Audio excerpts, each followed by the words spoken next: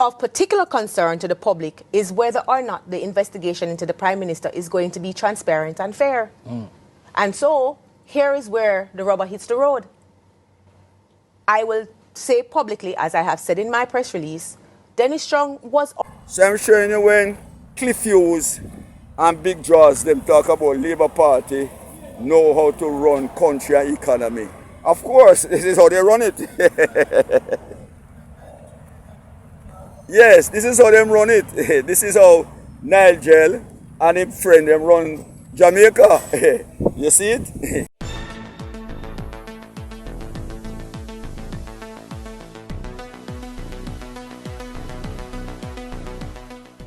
Bless up, baby, our family and viewers. Welcome back to the channel. It's your girl, Isabel Rose. And in this one, Paula Llewellyn weighs in on the removal of the Auditor General Pamela Monroe Ellis from the Integrity Commission board, as well as clippings of interviews from Daniel Archer on this appointment of Dennis Strong, and update on the 70 million promised park in Marvelly. Stay tuned for the details at hand. Don't forget to like, share, and subscribe to the channel. Now, ABR family and viewers, the government has moved ahead and removed the Auditor General from the Integrity Commission board through its Integrity Commission Oversight Committee with the majority. They were given pushback by the Solicitor General, giving them clarity, and they were even given pushback by the opposition People's National Party members. And so we've seen some saying that, she should be removed from the board in order to basically audit it in the way it should be audited. And we have others saying that she should remain on the board. Even the Integrity Commissions Act Section 8 states that, the Auditor General should be on the board along with other 4 appointed members. Now we've seen the Director of Public Prosecution, Paula Llewellyn, coming out in agreement that the Auditor General should be removed because there's some conflict of interest. And I'm going to hear just a little snippet of interview of what she stated. Pamela is somebody who I know and I care for. But it's not about Pamela Monroe. No. I care for. I just want to make it quite clear. Sure. And I admire her. But I have always thought that as an Auditor General, just like as DPP, she should not have been sitting on that commission. It would have been better for her not to sit. So that at all times, every single entity, especially the public servant, must always be able to come under the aegis of the Auditor General. She and I are the only public servants who are enshrined in the Constitution. And in the same way that I cannot just sit on any board willy-nilly, because I may get some sort of conflict down the road in my position as DPP. I have not sat on any board. I have been invited, but I have always declined because I don't want anything in terms of the confidence of the public to have to even consider a possible conflict. And I've always thought that perhaps it would have been better that she not sit on it. And she made reference about the confidence of the public. I've never heard anyone come out against the work of our Auditor General in Pamela Monroe Ellis. But persons oftentimes have come out in the work of a Paula Llewellyn. Don't tell us about confidence in the people. There are other appointments where gross conflict of interest, and you never come out and state anything in that regard. So why now you're coming to say conflict of interest on the part of the Auditor General? She has been sitting on that board from the conception of the Integrity Commission in 2017 when that bill was passed. Right? And none of them never say anything of that sort or of that nature. But to me, they want to prove as if, the 2 billion that is allocated to the Integrity Commission, they want to make it seem as if the Integrity Commission is not using that 2 billion that's allotted to them per year in a right manner. And so they would rather a Pamela Monroe Ellis not be on the board in order to deep dive into the financial aspect of the Integrity Commission. Because she had deep dive in her other sectors and showing up the whole heap of unaccounted funds, right? Showing up the whole heap of discrepancies with taxpayers' dollars. But they cannot put any doubt in my mind of a Pamela Monroe Ellis. That woman is of great esteem, great integrity, and working without fear or favor of anyone. Big up to the Auditor General, Pamela Monroe Ellis, every time. My question to you then, Paula Llewellyn, isn't the appointment of a Dennis Strong a conflict of interest? Let's start with what happens before it gets to the PSC. So there's a vacancy. Yeah. Before the PSC can make a selection, there has to be an application process, correct? Yeah. If there's an application process, people must know what they're applying for and what the qualifications are. If I'm correct on that, then the first procedure that we must look at is what was advertised. If it was advertised that you would have to have a particular set or particular standard, and up to, let's say in this instance, up to November of 2024, the advertisement for the position indicated that there would have been and would have to be a 12-year experience in investigations, 5 of which, or a portion of which, has to be at a senior level. The challenge we have is, if you're going to change those qualifications, when was it changed? And why? Why was it changed? Where was it communicated that it was so changed? So that people, us, individual citizens, can have confidence in the process. So we start at the process of the application, and those questions are there. When you get to the PSC, we don't know what's happening behind closed doors. We don't know who the persons are who are applying.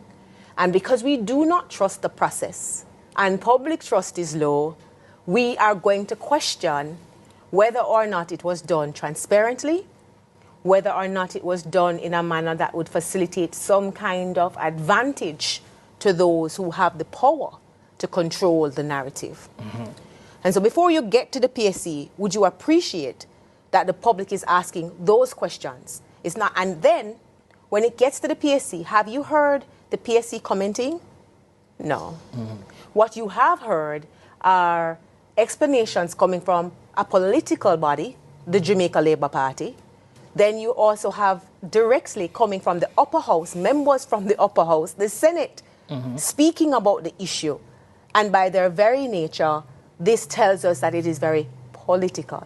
It is in those circumstances that I'd like to change your question and indicate to you that what is most appropriate is not whether or not the PSC made the right selection.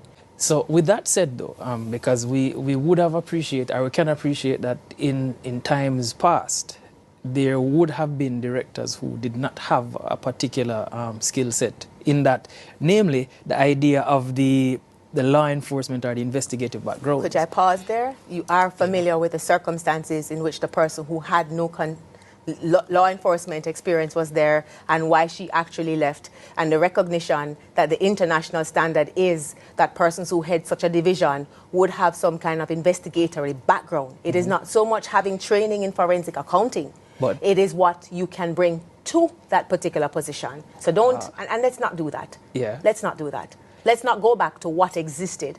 Let's pretend for one moment that we are real.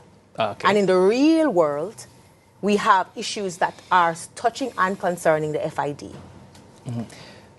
What, though, are some of the inherent disadvantages now that we see? Because well, that leads to another question. But let's hear about the disadvantages that you foresee with what has happened now. At the beginning, we are quite cognizant that the FID has been brought into the public discourse because of the investigations of the Integrity Commission. Yeah. And the recommendation from the Integrity Commission that we don't have the requisite skill set to complete this investigation, having gotten information from a forensic accountant. So we have sent it over to another division that, to our mind, has the skill set to do the investigations. So we all have heard about the FID. Yeah. Yes? Of particular concern to the public is whether or not the investigation into the Prime Minister is going to be transparent and fair. And so here is where the rubber hits the road. I will say publicly, as I have said in my press release, Dennis Strong was our former chairman of the board. That's the board of the National Integrity Action. He understands what I'm talking about when I say the perception. Having the highest regard to the work that he could possibly do. So Squammy, so you join both. You join the situation that has been presented in terms of how it's been advertised, how it appears that he is selected. It's, you know, predetermined, and it's predetermined because he has the air of the Prime Minister. Marry that with his public utterances and appreciate that those utterances indicated that he was providing a technical view. Yes, because he was in his capacity as an accountant, he's able to speak to bank accounts, he's able to speak to the quality of a report. Now, if you form that view already, are you going to be in a position to be objective? To be objective. And because this matter is of public importance, and I want to make it very clear, this is the public importance that we're talking about. And when we talk about public perception and the use of authority, that is where everything comes into play in this particular matter. Okay, all right. Here am I in Marvely Park one more time, showing you how this park, 76 million was spent by the former Minister of Finance, Nigel Clark. And this is what, after spending 76 million, this is what he has spent 76 million to do. Their cronies came and they pretend as if they were doing something. There was a tent inside this park where you have people play domino and they would congregate in this park. And Nigel said he was going to fix it. And Nigel, along with the councillor and others, said they spent 76 million Jamaican dollars. And the park is in forestry. It is like the forestry department. Nothing has done. A thief 76 million and Nigel just gone. Yes. Nigel just gone. This is it, you know. This is it. What them live inside there. 76 million worth of bush. The nice park that was here where you used to have removal trucks. They would park out here and people would come and that they would get them. No, it's a forest. Yes.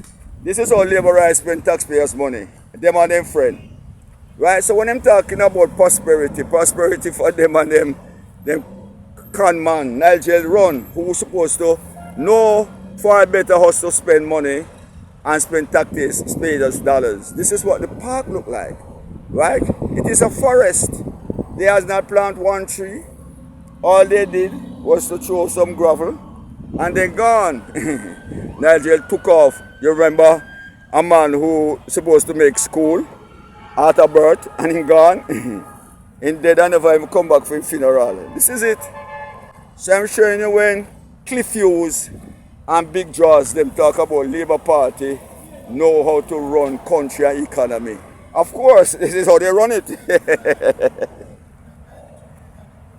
Yes, this is how them run it. This is how Nigel and his friend them run Jamaica. You see it? Look at it. Yes, what they leave is dirt and bush and garbage and rubbish. Yes. So when they say they can run country, this is how they run country for the man and friend. See there? You see it? So I show you. This is a national disgrace and a scandal and corruption of the highest level in Jamaica. ABR family and viewers, please like and share out the videos. Get this video to at least 7,000 likes. Maybe you wanna say in the comment section also. Stay tuned for more videos. Stay tuned for more updates. Big up on yourself. Happy Friday.